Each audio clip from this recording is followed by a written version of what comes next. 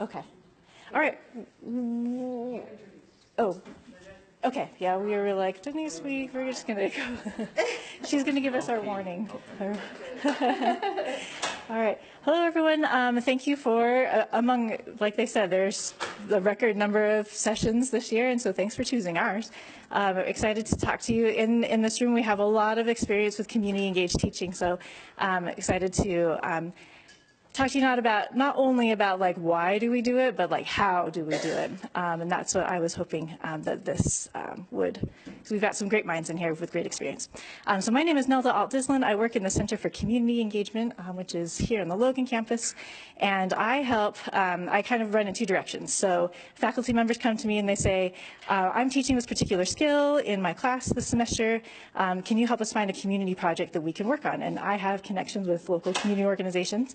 And so I'll go look at my lists. I'll go, beat the bushes and rattle the doorknobs or whatever I have to do, and try to go find a project that will work for their class. And then in the opposite direction, community organizations will say, "Hey, Nelda, we are missing something in the way of volunteers or interns or faculty member with expertise or something like that.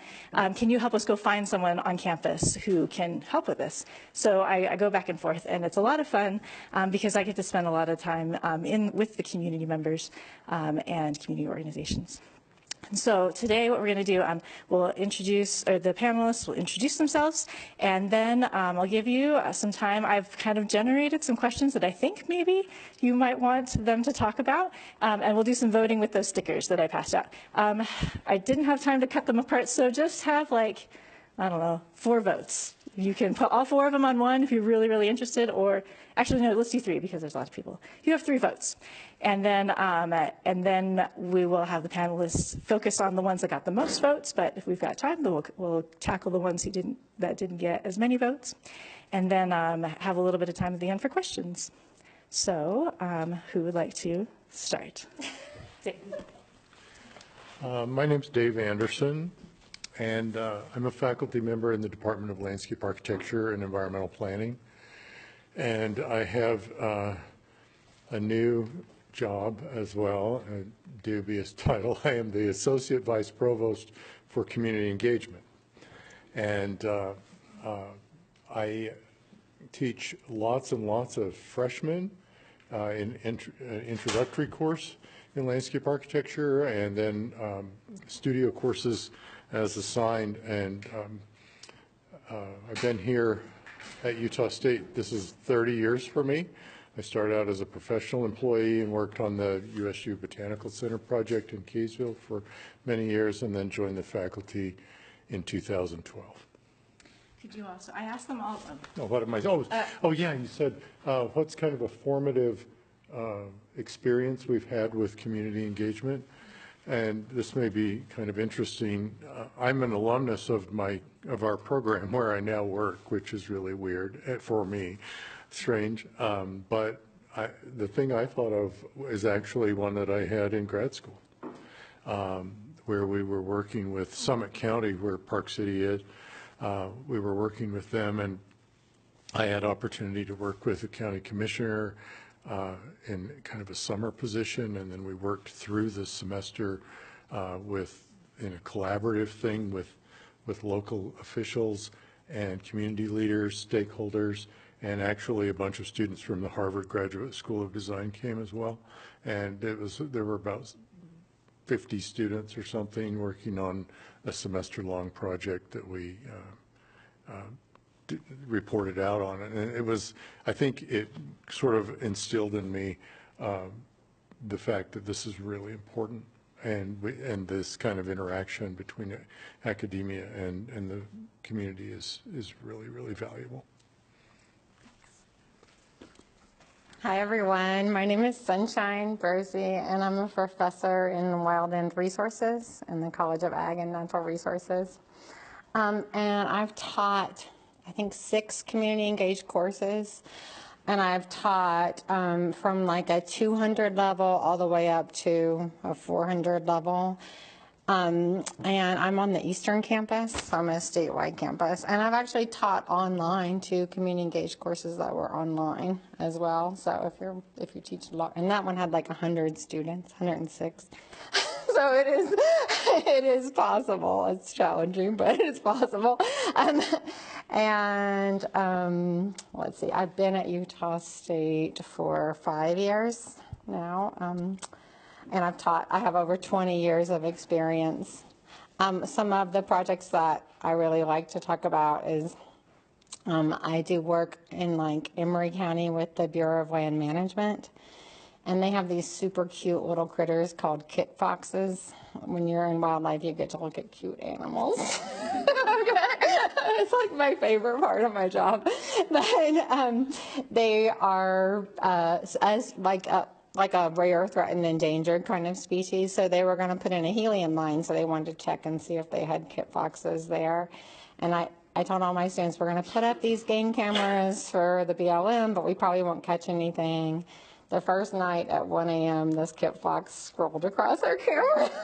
And we also got a burrowing owl. We got a lot of species that they were interested in, which was cool because the students got to see the direct action of like the work they were doing, modifying like activities that were happening on that land.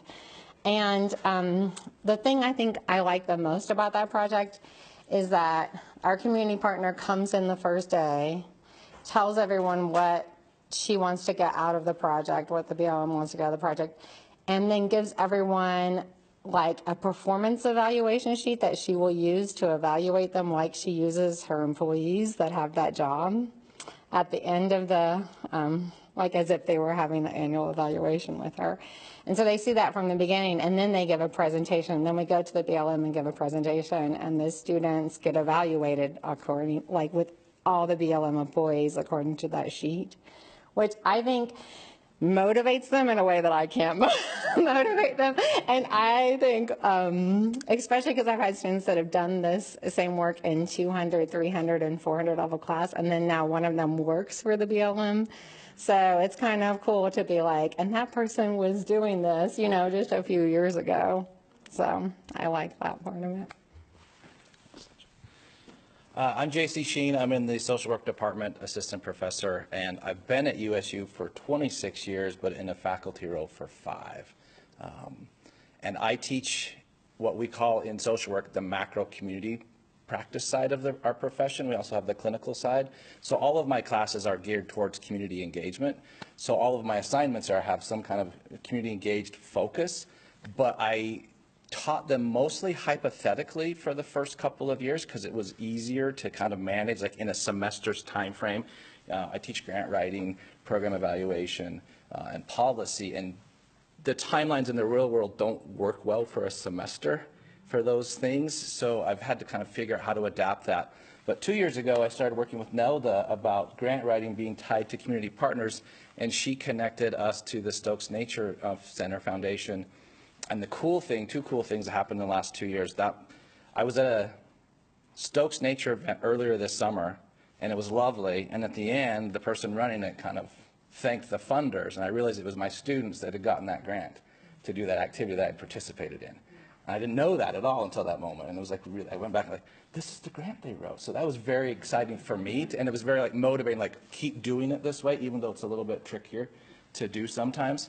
And then this year, I had a group of students write a grant to do trauma-informed parenting classes in Davis County, and they just nonchalantly on their reflection said, hey, so we got $25,000 to do this. And I'm like, please tell me more. Because they just like, it was like the last note. It was right here. It was like, what did they say? We wrote this and we just were awarded $25,000. We were over the moon. I'm like, yeah, I've made my living grant writing, and $25,000 for students for their first attempt at a grant is absolutely amazing. And the cool thing is they were graduating, so 2 of the people that wrote that grant are running that program as part of their job, and it's a pilot program, so if it works well, they're going to get more funding to spread it around. That was beyond what I ever imagined a community engaged assignment would lead to for my classes. So that again is this motivation of like, oh, this works. Like I believe in it, but like now it's like $25,000 to help families in Davis County that have trauma backgrounds is just fantastic and really, really exciting. That's cool, thank you. And my like this is so great experience was also tied to grant writing. So I've only taught one CEL course, which is through the technical communications program. They let me teach community grant writing. But I came to USU through the nonprofit world and AmeriCorps and folklore is my academic training. And so I have worn the nonprofit hat for many years and forget that it's not everyone else's default hat too. And so I'm trying to set up, okay, these nonprofits that you're writing these grants for, like this is how they can get money, this is how they can't get money, this is what they can do with it. And I had a couple of students from the business college that were there, and they're like, wait, so you're saying this? I'm like, yeah, isn't that obvious? And they're like, no, that means, and I was like, wait, I'm shocked that you're shocked. And so like that, it was an aha for them and an aha for me. It's that like setting up the context for a project makes, instead of just being like, write a thing for some organization, it's like, this is what they're up against. Now write a thing for them. And that was my, my moment that I thought of. So one of the first questions that I want to ask helps us define, because I mentioned the business college, and I don't know if anyone is from there, but I feel like when it comes to engaging with the community, it means a lot of things to a lot of different people, especially in higher education, all the way from like, oh, community engagement means we go do outreach and recruitment in high schools, all the way to, I don't know what's on the other side of the spectrum, but in our realm that I work with these faculty members, there's all of us. This is community engagement, which you'll often see in the literature as service learning, has been labeled a high impact practice. It is something that keeps students coming back and has achievement indicators and stuff like that. And so I wanted to ask you, I'll say what my definition of community engagement is when people ask me, but I'd like to hear what you say when people ask you. And so I usually point out a couple of qualities that a project or an assignment or an initiative is mutually beneficial. So I've got students who need to learn a thing, and I've got a community organization who can teach them that thing. And they both benefit, and it's got to be reciprocal, so that there is material, knowledge, money, I don't know, like raised money that is exchanged, and so they're very tied together. But those are the two things where, and you've got I might be taking everybody's thing, but community voice, like the community partner organization. Which organization can be a lot of things, but an organization has a lot of say from beginning to end. So that's what I bring up when people ask me. Do you have something else? I think the only thing, Nelda described something that is an actual definition associated with the Carnegie Foundation for the Advancement of Teaching. And they have something that we acquired, a classification as a community engaged institution. We acquired that classification in 2020, and we just wrote a reapplication for that and submitted it in April. And so that mutually beneficial aspect and reciprocal component is the key. You have to listen to your constituents, right? To your partners, and respond to that. And I guess I was just thinking about the keynote when it was like, we're not doing busy work. I think I always say, like, this isn't busy work. I mean, I think when you have a community partner that has a need and you're like, we're here to help that community partner with their need, I think the students feel like, teenage brains want to be part of a social system, right? And socially accepted. And they also want to be externally motivated. And so they're not motivated by the grade necessarily. They're motivated by this sense of doing something to help. And I feel like, to me, it's not like, oh, we're going to go paint the boys and girls room, or we're going to go mow someone's grass. I mean, you have to think about it like deeper than that. So I think a lot of times it's not like, oh, we're doing like a service. That's why I don't like that idea of like service learning, because this is co-created solving a real world problem.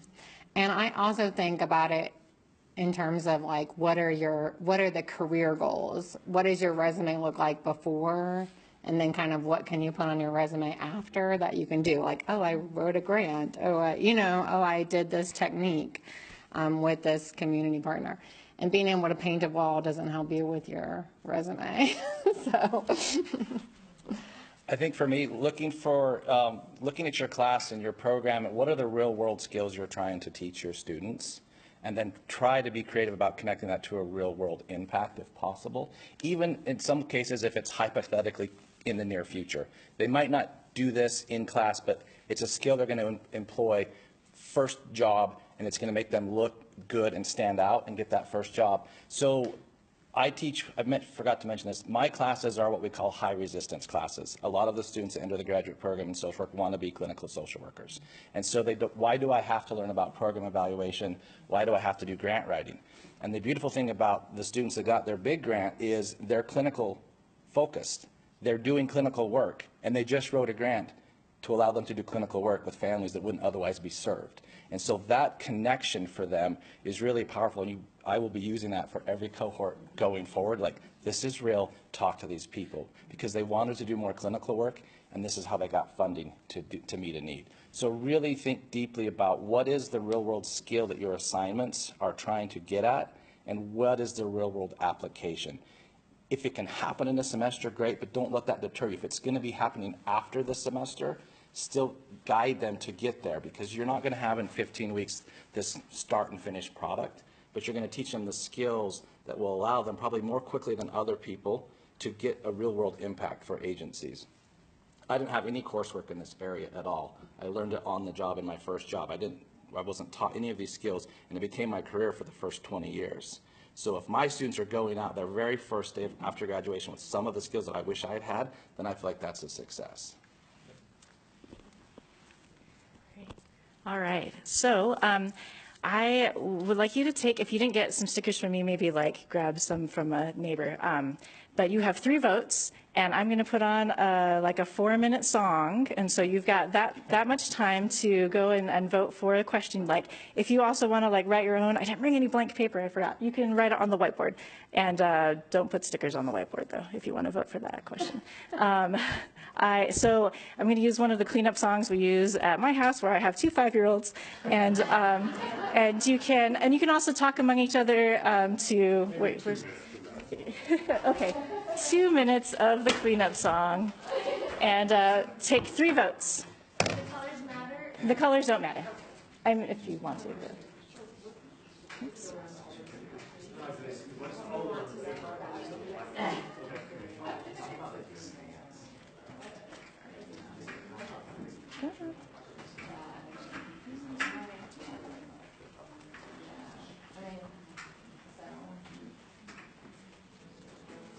There we go. This is my grant writing song. This guy had $1 million. Yeah, it's a good motivation song. We have fancy ketchups. Dijon ketchups. Welcome. Nice to meet you. I guess I'll see you all day tomorrow. I can't get over this water. It's just warm out of it.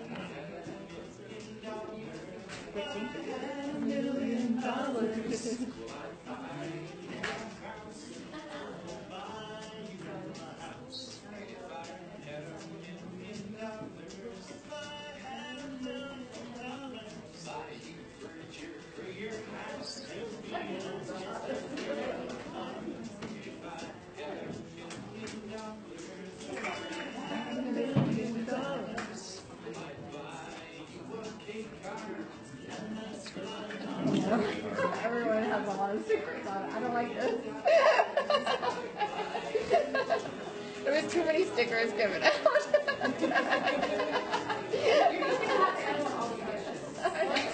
I don't want to answer every question.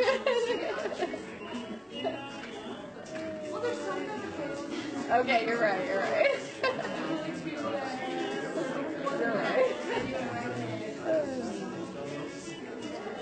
All right, do you want me to like grab the question? Okay.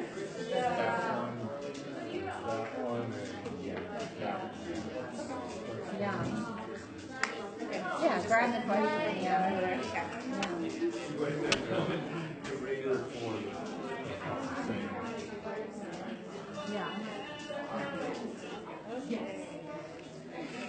let's see, how are we on time? Do you want that? I don't know if there's anybody online or not. I think they're recording that. Okay, that clock is wrong. This clock is good. Okay, we're right on time. 11:21. All right. Okay, thank you, everyone. Get the last couple stickers on there. I also made myself like a little bingo card. I should have put Carnegie on there. It's like things that we mentioned, I get to check them off my checklist. I want to make sure that you all know about all those things that are on that checklist by the time we're done. So we're going to try to integrate that. Okay, so let's start with this one over here. How do you find community partners to work with? Who wants to start with that? I do, but I will. Oh, I can. Well, okay, I'll start with my thing. So one of the things that I maintain, with a lot of layers to it, and I can talk about those. I have this website that has community partners on it, which is obviously not exhaustive, right? And especially like one of my areas for growth is I hardly know any of the organizations that you work with on a statewide level. And so I would love to learn more about organizations that you really love. But I want to build this page out. So all of the ones that are listed here are are organizations that have signed letters of agreement with the university, specifically with my department, that say that they're covered with volunteer liability insurance. So if you're sending students there, you want to make sure that that's covered. That they will that they've got some thinking around background checks. Like not every organization needs a background check if your student's going to work with them, but some of them do. So like how are they managing that? And then also a clause about like students are not their employee or something. So whatever risk management wants me to say on the letter, I say it. But really what risk management wants me to say is that this letter protects you. If something happens to your students while they are working with an organization, you don't want it to come back on you, and the university doesn't want it to come back on them, right? So I can talk more about these letters. That's on my checklist. So, but this is a place where you can find out who is on at least my list, but I also keep another list that's going to make me log in to show you, which I'll do that while these folks are talking. There's a database that we use called GivePulse or AggiePulse, as you may have seen it. And when I find out about projects from talking with community organizations, I list those projects in that database. So those are ways that you can find out community partners to work with. I think another really good way, so we all have different realms, right? And things are very different. Nelda's list works for some of us. In design and planning, where I work, we often use extension and the extension contacts to identify needs. So we have extension folks out throughout the state, and their job really is to identify what's going on in their communities and translate that back to the university. And so there are extension specialists in various disciplines. A lot of them have to do with agriculture or natural resources, but there are others as well. And we're blessed to have a landscape architecture extension specialist. And so Jake is out and about all the time talking to the county folks and or community leaders and nonprofits or whomever. And so there's a pipeline that is established. And so I would really encourage you to make friends with some folks in extension based on your specific discipline. Yeah, I agree. I use extension a lot, but also in my college, we have an internship program with a lot of the state and federal agencies. So we already have like MOUs with that internship program. So part of my approach was, if we're already sending students there in the summer, how can we better prepare them for that experience? And we now have a 1-semester pre-internship course the students take to prepare them. And then they have a course that they do, a post-internship, like reflective piece.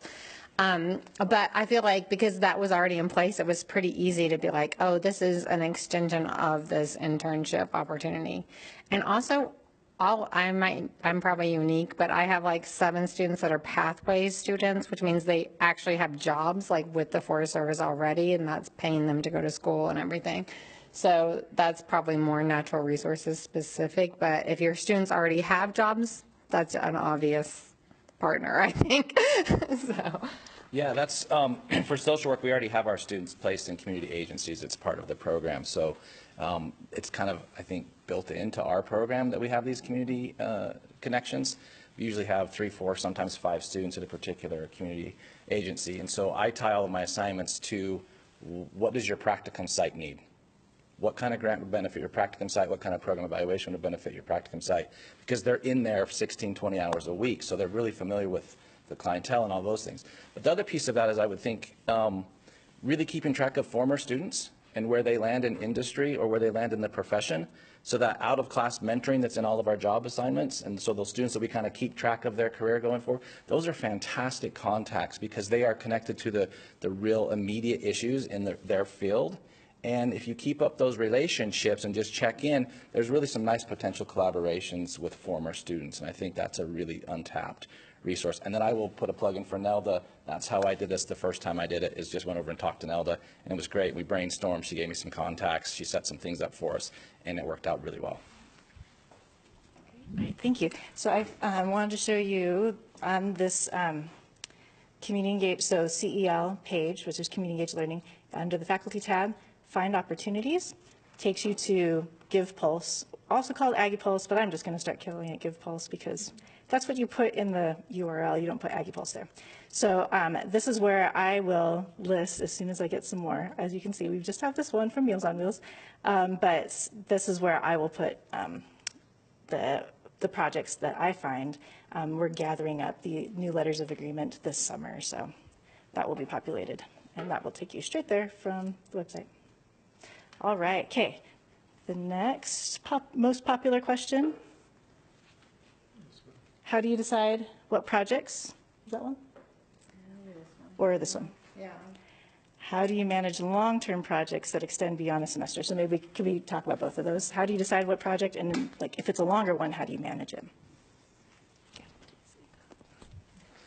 So the long-term is going back to what Jesse was talking about earlier in the keynote, is I emphasize the process that we're learning, the skill that we're learning, that it might not be implemented immediately, but you're going to be able to build that with you. So the idea with the grant writing is if you don't get this actually submitted, you still have the kernel of the idea, you have the key pieces that you should be now looking as you go into the next semester or you go into the next first year of your practice. You have this idea, you've learned the process enough, you're ahead of where you would have been if you hadn't done the assignment, is the idea.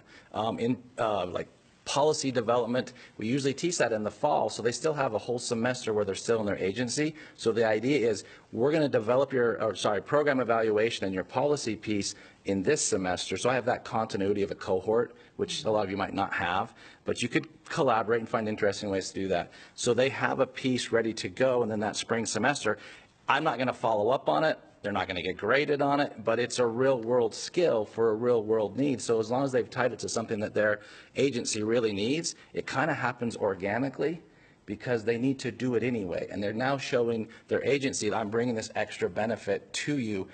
Those students are likely to get hired in some of these agencies because they've demonstrated this value add that maybe some other students didn't. They've done something really beneficial, like developing a new policy, getting a grant, or really doing a program evaluation that supports the grant. So it's all kind of, as much as you can connect things, and just think about it's the process we're learning. It's not the product. So if you focus on the product, you'll get really frustrated really easily because there's not a lot of time for the product. Yeah, and I guess I think about it in terms of, so my courses are officially designated as community engaged learning courses.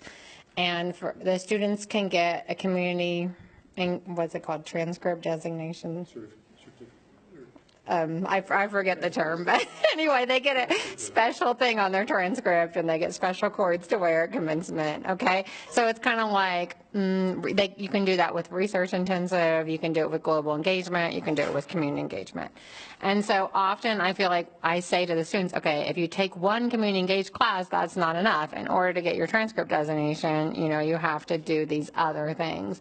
And so I think that helps to build a cohort if there's not one naturally there. So the students will be in several of my community engaged classes. And I think that's helpful. And hopefully more of us are going to be in community engaged departments, which means that like basically the majority of their courses that they have to take will be that community engaged element. And I think the way I do it beyond the semester is I focus on, again, that near peer, like mentoring, like having a student that took the class the semester before come in on the first day and say, this is what I wish I had known, you know, which I think really helps the students be like, oh, okay, that's the information I need, you know. And then also having, I do presentations where I have like both the senior and the junior, or both a senior and a sophomore giving the presentation. So they have that like continuity, I would say, between cohorts and between semesters. And how do I decide? Ooh, I like that to come from the community partner, right? Because we talked about co-creation. So I don't let the students decide. I don't decide. It's that should come from your community partner, I think. But. I believe that we should be incorporating community engagement as early in a student's college experience as possible. As freshmen, that's really difficult. I've been able to successfully implement it at the sophomore level. We have studio courses in landscape architecture, and they're very intensive 5-credit classes, and I believe we call them major studios. All of our major studios from sophomore on are community engaged learning courses, and so we have I mean, it's a no-brainer. If students are working with a community and or a stakeholder, they're going to produce something that's much better than any sort of hypothetical you could give them. And I think that's across any discipline. And so finding that, how do you decide? It needs to fit the skill level or the potential skill level of the students. And so when I'm working with sophomores, they don't know anything. They're just, it's the fire hose studio that I'm teaching next week or whenever we start.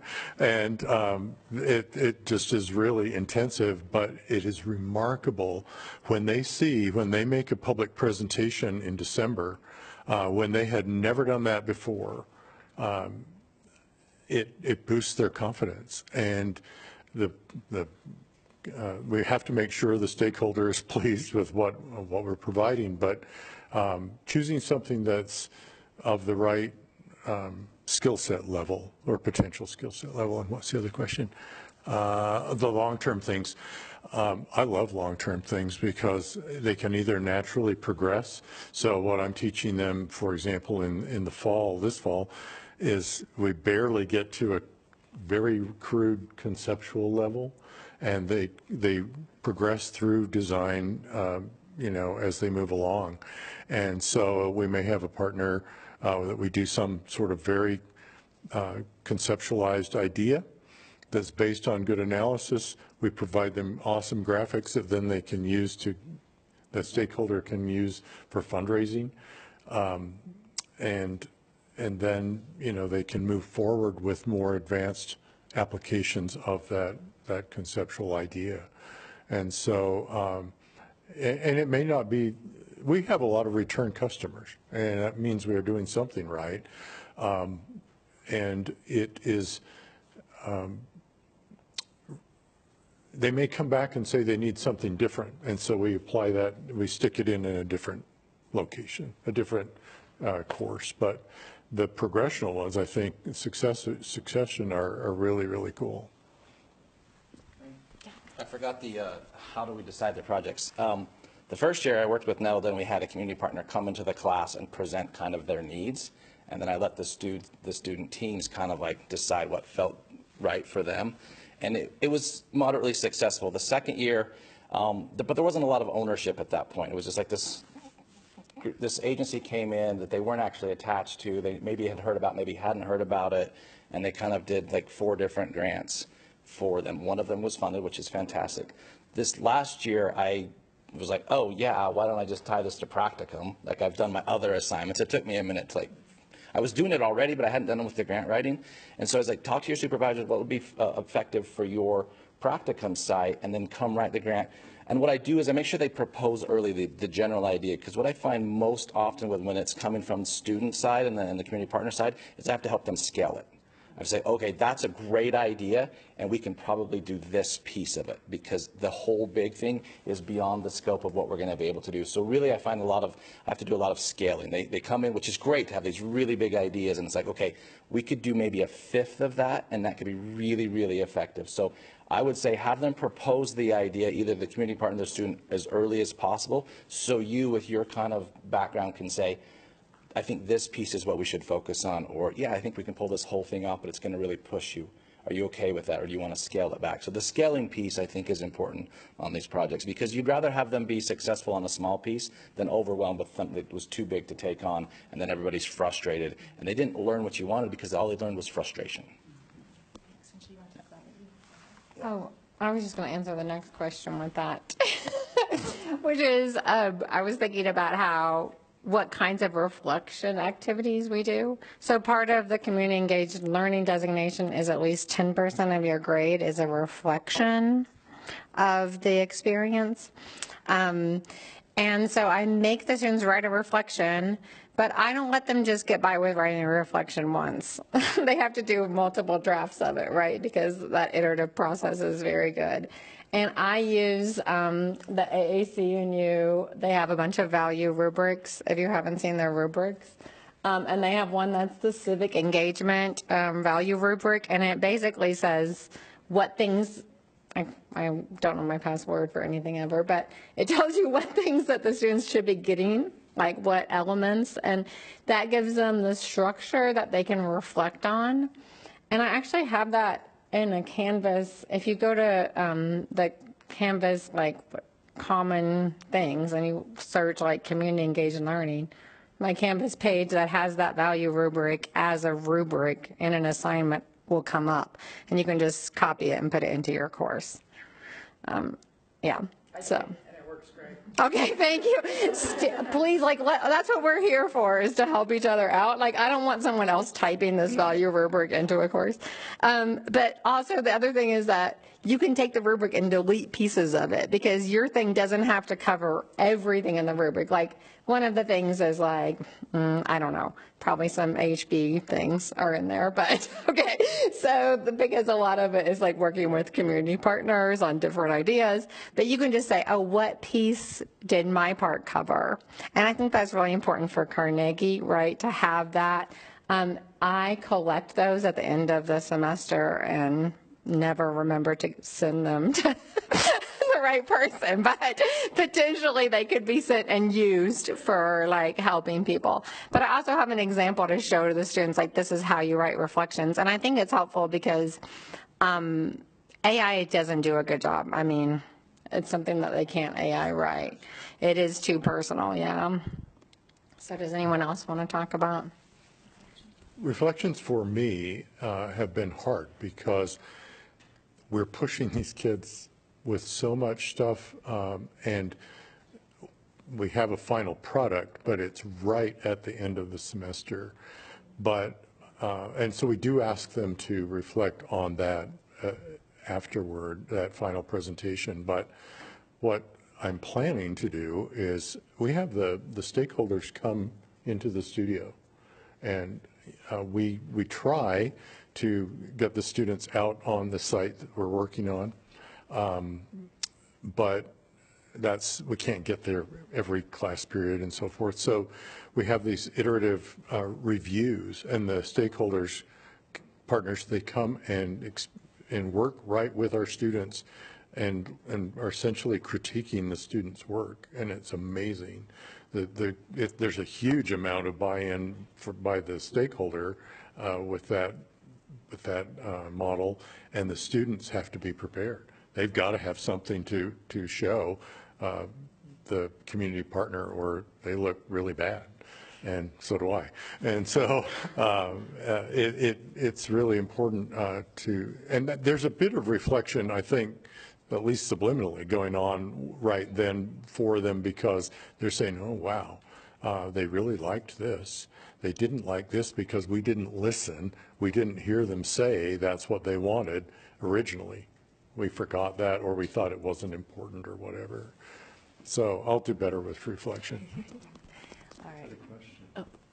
Oh, she was doing our 5-minute warning. Okay. So reflection is also, like Dave was just saying, somewhere I can improve. But I will say the benefit for reflection this year in particular was asking them to talk about what's been most meaningful about this and what's most